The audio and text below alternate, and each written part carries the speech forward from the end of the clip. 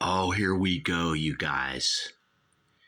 Here on the Sharkalama Ding Dong Sharkadoodle Doo show, baby, have I got an album for all of you.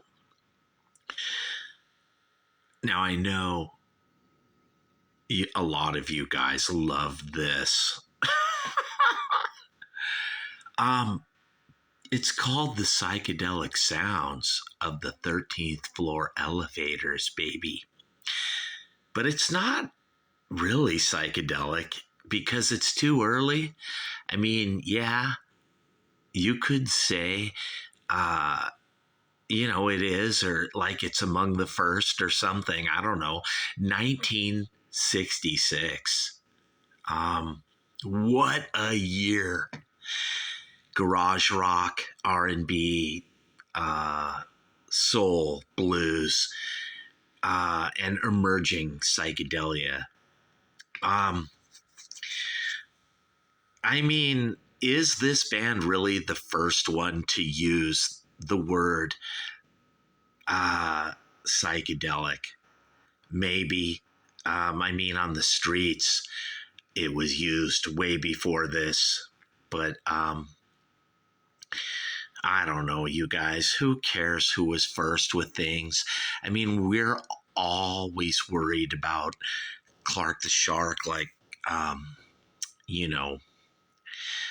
everyone's like, well, when is Sharky going to get his credit for inventing everything, including mankind? And I'm like, you guys, it doesn't matter if I ever or never get credit or whatever, because, 100,000 people are just going to pack to see Taylor Swift. And there's nothing I can do about it. And whole, stadiums full of idiots are going to see Green Day and, the Red Hot Chili Peppers and Beyonce. And, all I can do here is sit and rot in my misery here on the Clark the Shark show at 1-800-449-8255 from the incredible solid gold EIB Sharkerphone. It's not a microphone, you guys. It's a Sharkerphone because it was actually given to me by the ghost of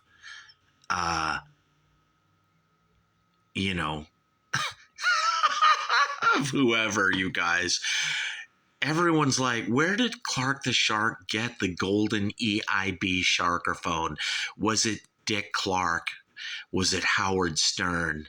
Was it Steve Garvey? And I'm like, you guys, it was just from a random ghost. Let me tell you a story. I was in my bathroom taking a bath last night, and the mirror popped, like the glass was going to break.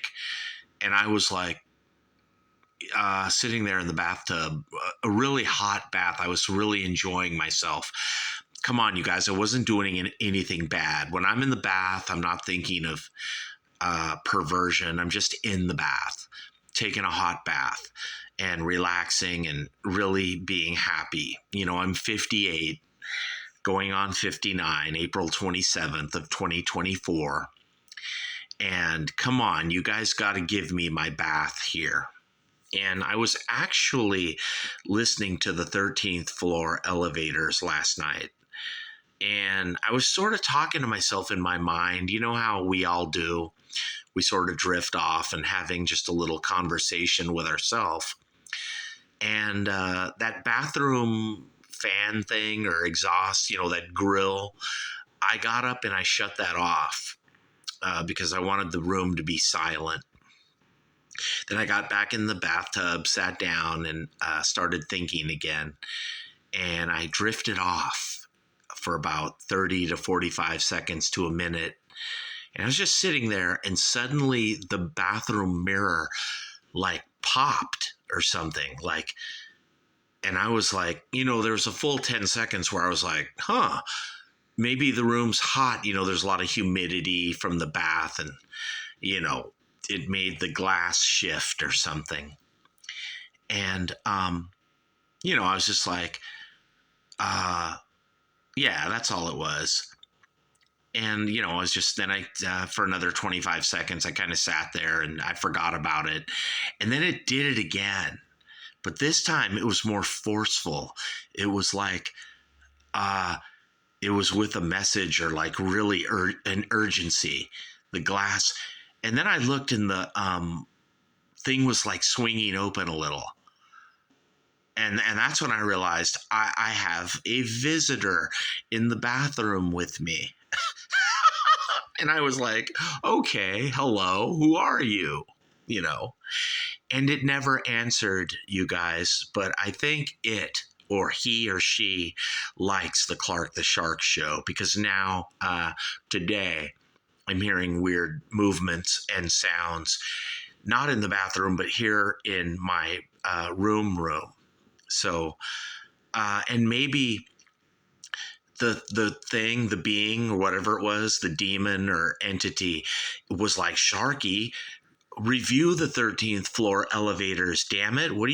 I'm like, oh yeah, of course it wants me to review the 13th floor elevators. Okay, so now today, you guys, here on, I guess it's Thursday night, like December 29 or something, I don't know, but I'm gonna review this blues R&B proto psychedelic, definitely garage rock album that is so damn incredible. And to you, Mr. Ghost, I hope you're satisfied. I'm going to tell you, amongst all my listeners, that 1966 was such a great year for music, and in particular rock music, because of the underground garage phenomenon all over America, where bands were sort of rebelling against the Beatles, and they were in garages, from New York to Chicago to Los Angeles, to Torrance. And a lot of bands were playing like, even surf music or something. They were just stripping it down. It was really raw. Some bands were using, organ and keyboards and all that. But really, it was a celebration of garage, but also kind of a tribute. Everyone was like, to the Who and the Rolling Stones more than the Beatles, because the Beatles are so polished, and the Beatles got kind of a rough sound too at times, you guys. The song Bad Boy is pretty fucking killer, and John Lennon, it's kind of a song that doesn't get its due or something, and there are other Beatles songs like that. But the Beatles can't do it quite like the 13th floor elevators and a lot of those other 1966 bands, the ones, the Standells, the Count Five, the Music Machine, the Haunted, you guys, on and on. I would call the Who the leaders of 1966, with Substitute and Happy Jack and I'm a Boy and A Quick One and all that, for certain. Everybody in America was looking up to the Who, maybe as much for the 1965, My Generation, that album and all those songs, and in that era too also. I'm sure, Rocky Erickson and the 13th floor elevators were definitely big fanatics of the Who, because the Who were so raw and not polished. They were like the opposite of the Beatles, and even kind of like the Rolling Stones, but even heavier and more raw, or something that you can't put your finger on, than Mick and the Rolling Stones themselves. And I think a lot of these bands in America in 1966, 13th floor elevators included, these bluesy R&B, rock and roll, garage, dirty sounding bands, with psychedelia sort of slowly emerging through that. these bands didn't do enough to just step up and man up and say, we are the shit. Not the Who, not the Stones, not the Beatles, not all, or Elvis or Richie Valens and all that. But maybe they didn't want to. They wanted to just be paying homage and tribute and all that, you guys, to the absolute utmost extent, to the point of their own detriment. A lot of these bands disappeared in 1967 and 68 and 69. Slow death or otherwise, you guys. So many bands that were just so fucking hip in 1966 just fizzled and faded away, you guys. I'm talking not just about the 13th Floor Elevators and others. I'm talking about like Paul Revere and the Raiders and lots of stuff.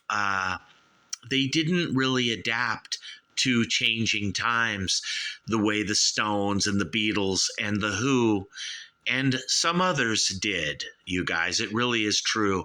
And it's unfortunate, and also it's circumstantial. At the time, 1966, 67, 68, no one knew the future, you guys, or maybe only a few visionaries really did. But you'll notice, like the Who made quick adjustments and quick changes to adapt to Led Zeppelin and the Stones and Black Sabbath and the Beatles and other bands were doing this too, But I don't know why the 13th Floor Elevators and the Standells and later on, the Electric Prunes and a lot of these bands just couldn't keep up, and they couldn't keep the magic going. And bands like the Who would eventually in 1971 put out Who's Next, which is nothing like the Who before it, you guys. And of course, the 13th Floor Elevators and a lot of these bands from 1966, many to most of them did not do that. And then the 1970s came along, with David Bowie and all this stuff and Led Zeppelin and just a plethora of, new music. And, there were some people like Dirk McQuickley who forged their own path, you guys. Maybe Ron Nasty and others. But it's just sad to me, Clark the Shark, the way this bluesy garage thing kind of just disappeared. And then bands like Steppenwolf came along and took all the glory, and the Who and the Grateful Dead. And it's just a damn shame, you guys. It makes me depressed thinking about it. But I'm going to celebrate the moment that was 1966. Maybe the first months of 1967 until, the Summer of Love and Psychedelia just came on and just started rolling over everything in its wake, you guys. And of course, Psychedelia itself would not last into 1968 when sort of this bluesy thing would return to rock and roll. Not exactly garage, like 1966, but more of a polished garage. Steppenwolf, Zeppelin, The Who, The Stones, and, the Beatles put out the White Album, and things just changed, you guys, radically. But let's go back in time to the 13th Floor Elevators. 1966. What a year. For hard rock and garage R&B, bands that weren't polished. They were in a garage all over the country. It was just happening in 1965 and 66. A reaction against the Beatles. They all still loved the Beatles, but they were like, a little angry at George Martin and all that polish, all those tight harmonies, and bands were coming along saying, we're going to wear corduroy and striped shirts and boots, and, we're going to be rough around the edges, and we're just going to fucking rock out in a garage the way rock and roll was meant to be. And there's even kind of this like Hispanic Mexican thing with 1966. A lot of Texas punk rock in 65 and 66, and they called it punk rock then, you guys. And I think a lot of these people were kind of a tribute to Richie Valens because he was just a guy, playing a Strat, or I'm not sure if he played a Telecaster, but he just played through an amp. And I think 1966, the garage, rough around the edges scene, that dirty sound was as much a tribute to Richie Valens as it was to, Link Ray and that other, leather wearing 50s stuff. Of course, Frank Zappa with Freak Out and his other albums, he was more of a tribute to the 50s, with the harmonies and that silly, melodic 50s, hokey thing. He was kind of making fun of it and praising it at the same time. It was really clever and genius. But I want to go into the garage, you guys, in 1966, right here on Little Sharky's underground garage. Forget Little Steven.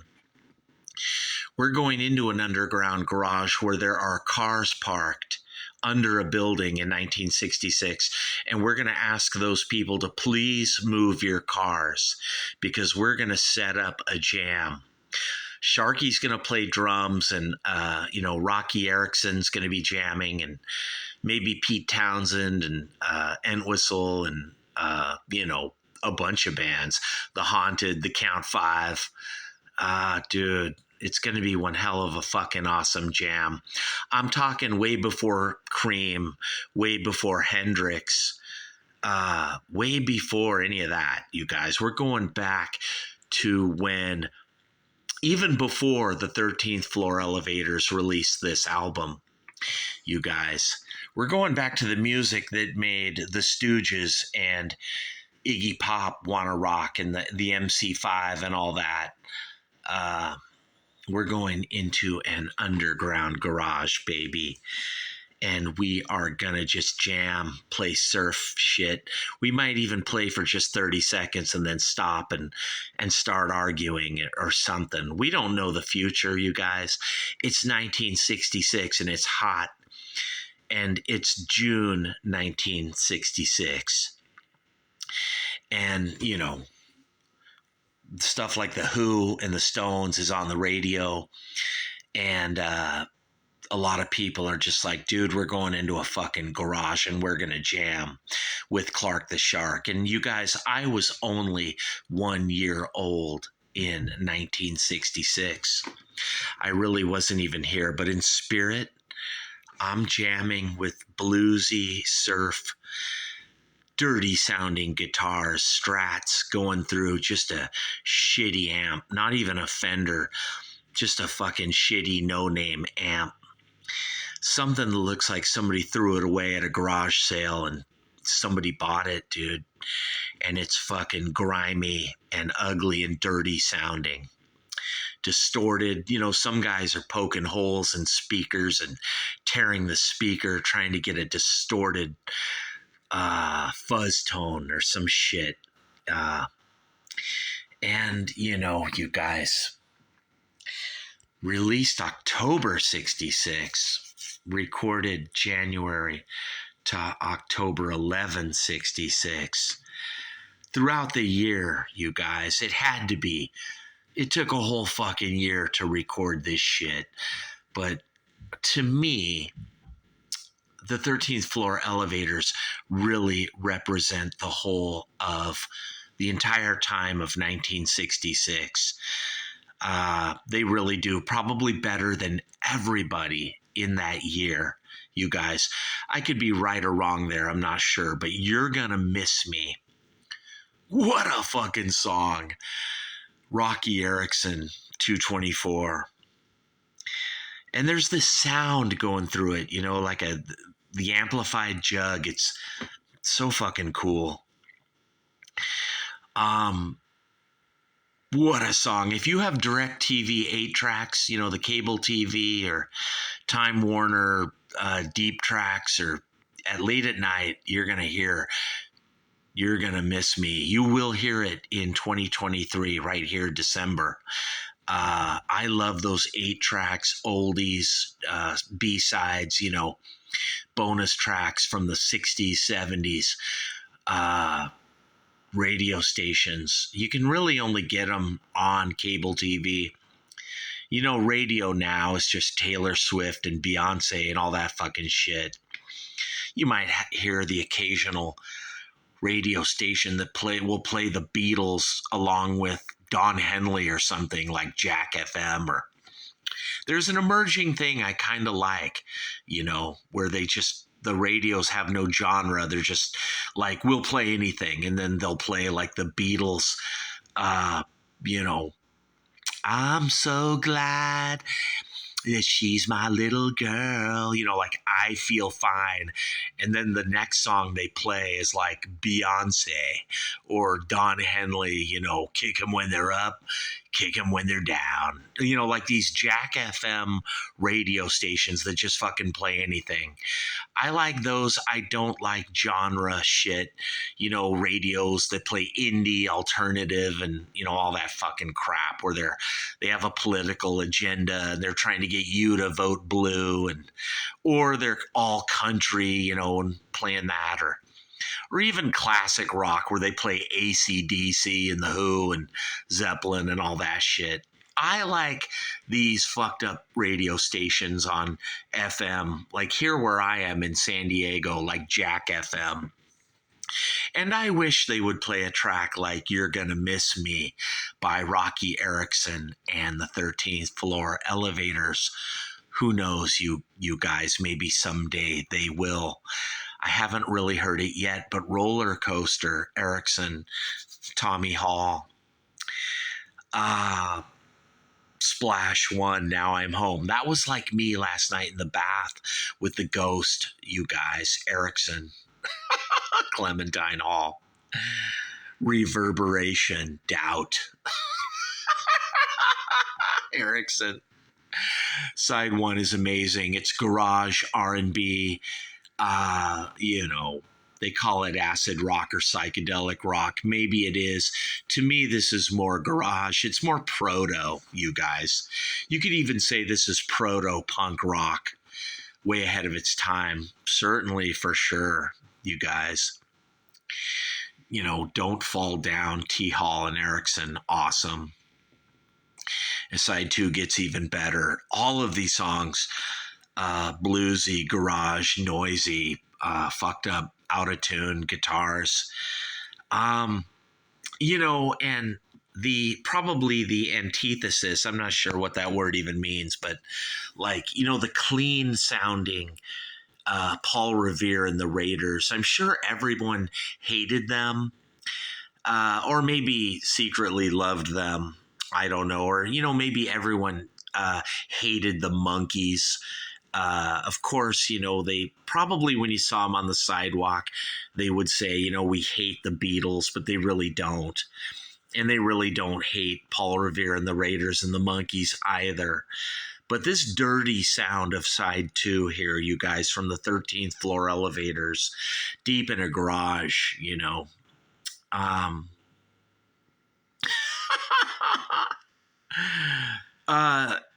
not a lot of Erickson on side two, you guys. It's T. Hall, Sutherland, St. John, and, it's the other guys and shit.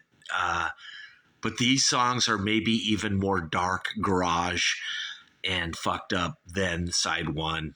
I'm not kidding. You just have to hear the whole album. Now, me, Clark the Shark, of course, in my vinyl collection, I bought this album. I don't think it was at Go Boy in, Records in Redondo Beach. And, dude, I couldn't find this. I had to go to the Rhodium in Torrance or somewhere, maybe a garage sale. But I'm going to tell you guys, side two is better than side one. I hate to say that because Rocky Erickson everyone thinks he's a rock god who belongs in the Rock and Roll Hall of Fame. He does. But there's something to be said for all the other people, you guys, involved in this project that was The 13th floor elevators. I don't care what the stars say, they're going to give it good stars. Rocky Erickson, all these people, Tommy Hall. Um, you could tell there was a big argument in this band.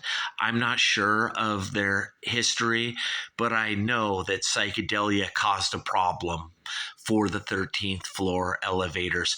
Maybe not yet here on this album, but you could see it brewing where psychedelia came along, in late 66 and, in 1967, and it caused a big problem for that garage scene, you guys, and maybe even for them, you guys, sure, with Van Morrison. Come on, you guys. Van Morrison, they wrote his name all psychedelic on the album, and him and his wife got all pissed, or him and his girlfriend, where they're like, we never dropped acid, I don't know how to do an Irish accent, you guys, but all the garage rock of 65, 66 had to adapt to psychedelia. 1967. It wanted to stay in an underground garage, but meanwhile, a new underground garage of psychedelia was emerging. All Music gives it a 4.5. Pitchfork, oh dude, 9.1 out of 10. I don't know what the cowards at Rolling Stone gave this or would have given it. I'm sure it gets like a 5 stars, you guys. Come on. Rocky Erickson. And the 13th floor, fabulous elevators. I'm not going to sit here and say they started it all or they invented it all or, dude, but they're way before the Stooges. They rival the Who, you guys. They maybe are even better. I'm sure the Who and the Stones and the Beatles were a little shocked and taken aback by this. Everybody was, you guys. The Grateful Dead, Pink Floyd, I don't care who, dude. The Moody Blues, whatever. Syd Barrett, dude. David Bowie, everybody was like, what the fuck is this? The 13th floor elevators. The psychedelic sounds of the 13th floor elevators. Come on, you guys. Iggy and the Psychedelic Stooges, anyone? Yeah, baby. This might be the band or the project that really has more deep influence over everything than anything else. Maybe not, you guys. But this bluesy, dirty sounding garage shit definitely influenced Steppenwolf. Definitely influenced Quicksilver Messenger Service and Moby Grape and the Dead and the Jefferson Airplane, and everyone, dude, kind of wanted to sound like this, but grow upon it and expand upon it and still stay deep in an underground garage. And yet some bands were like, we're going to take the 13th floor elevator sound and we're going to go on the Billboard charts and become rock stars with it. People had intent for better or for worse with this, you guys. And me, too, also. Yours truly, Clark the Shark and the Greenhouse Effect, GE. There was probably not a band that influenced me more than the 13th floor elevators. You guys, come on. The Who first album, My Generation, was definitely a kind of a hidden explosion that hit the scene hard, you guys. But the 13th floor elevators came along and expanded upon it. They did indeed, right here on the Clark the Shark Show. And I want you guys to buy this album at Spotify, Amazon, iTunes, everywhere. Buy The Who Sings My Generation and this and compare them. They're both dirty, bluesy garage. The Who are a little more polished. I could never really say The Who were garage, even though they smashed their gear. Their second album is kind of garage. Of course, the Who sell out, and Tommy, no, they get all expansive, and they go to the future. But the 13th floor elevators, the Standells, the Count Five, the Haunted, the Who sings My Generation, the Kinks. You could make an argument the Doors' first album, which was recorded in 1966, is a part of all that. It was a special, magical time before 1967 and psychedelia and Sgt. Pepper and the Summer of Love.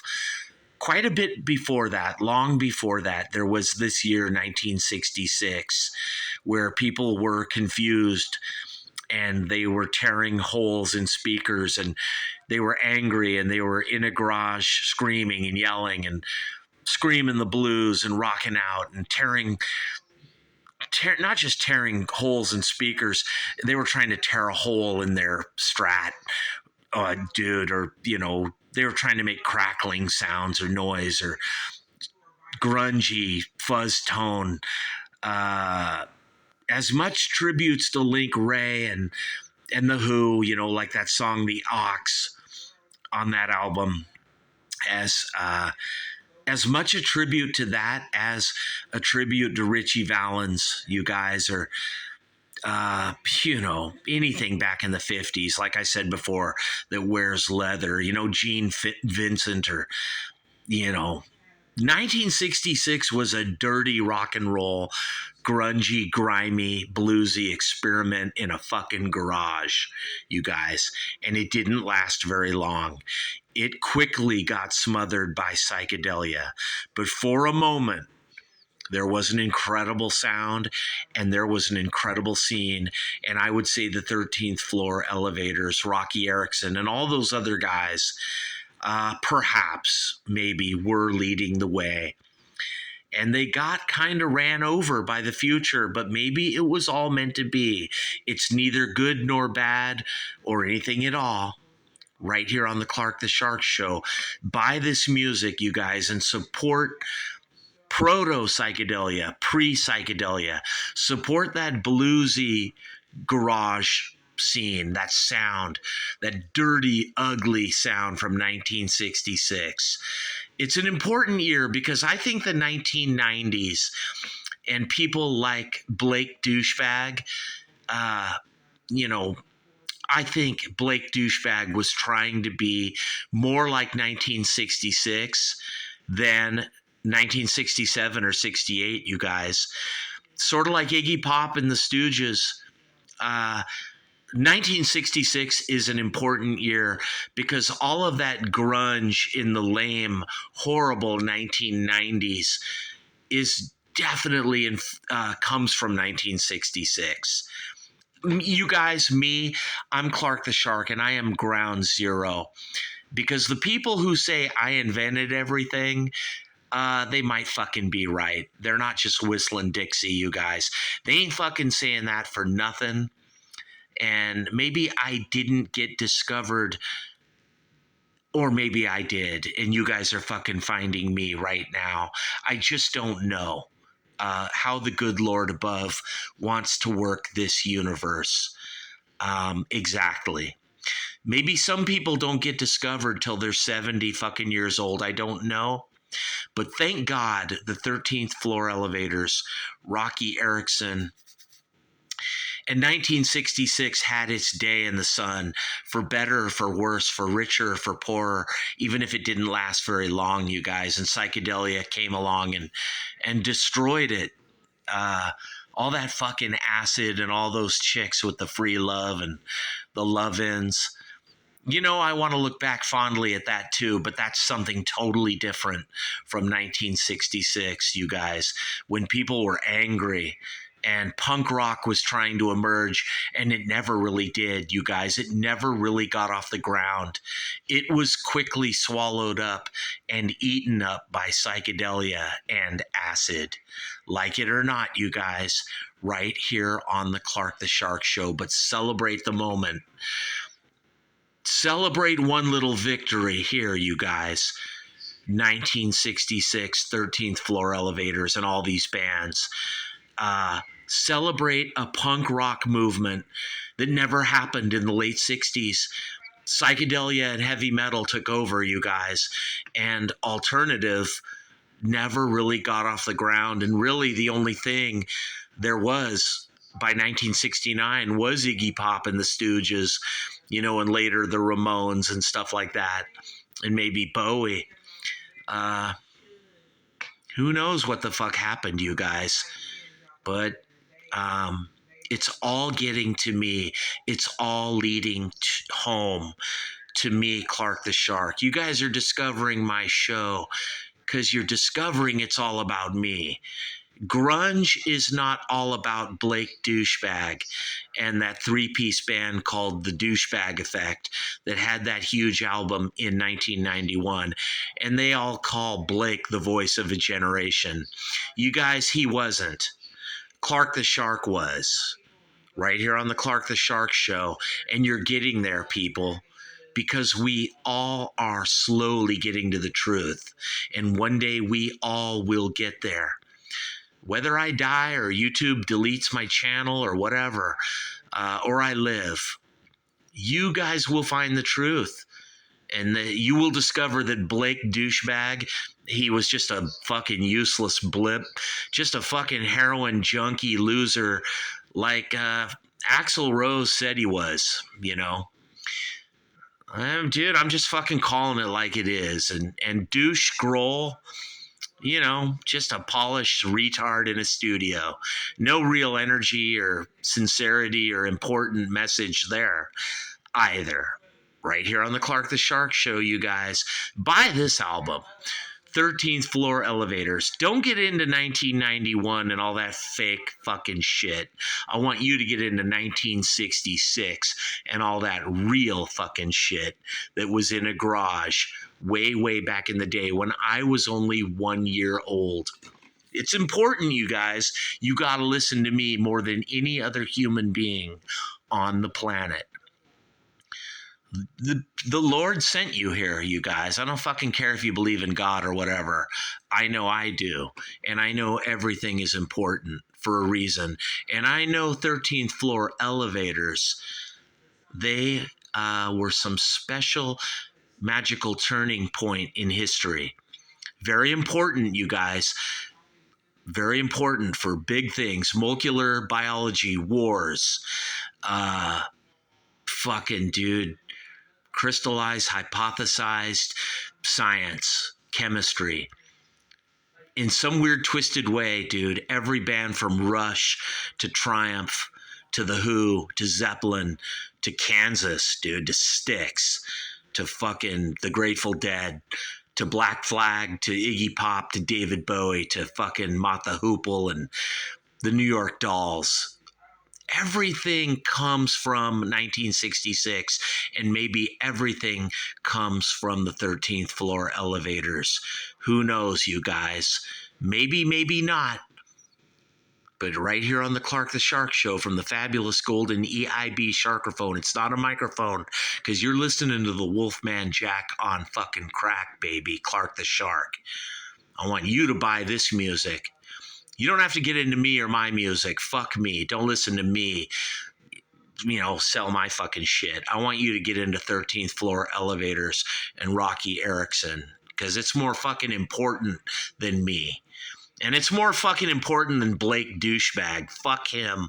And fuck the Douchebag Effect, you guys.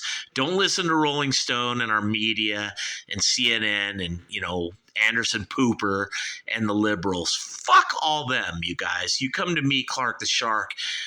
Maybe I won't give you the truth, but I'll give you the words of Clark the Shark, whatever they mean. And it might be the truth. It might be a interesting and creative sounding lie. But whatever it is, it's got more textures and it has more value and importance than the fucking liberals in our media. And the douchebags at MSNBC, fuck all that. And don't listen to Fox News or Hannity either. Fuck that too, you guys. That's just a bunch of, up with people fucking 80s styled Christianity or, whatever the fuck it is. I don't know what it is, but I want you to listen to Clark the Shark and the 13th Floor Elevators. You tell them you heard it on the Clark the Shark show, baby. And I'm out of here. Peace.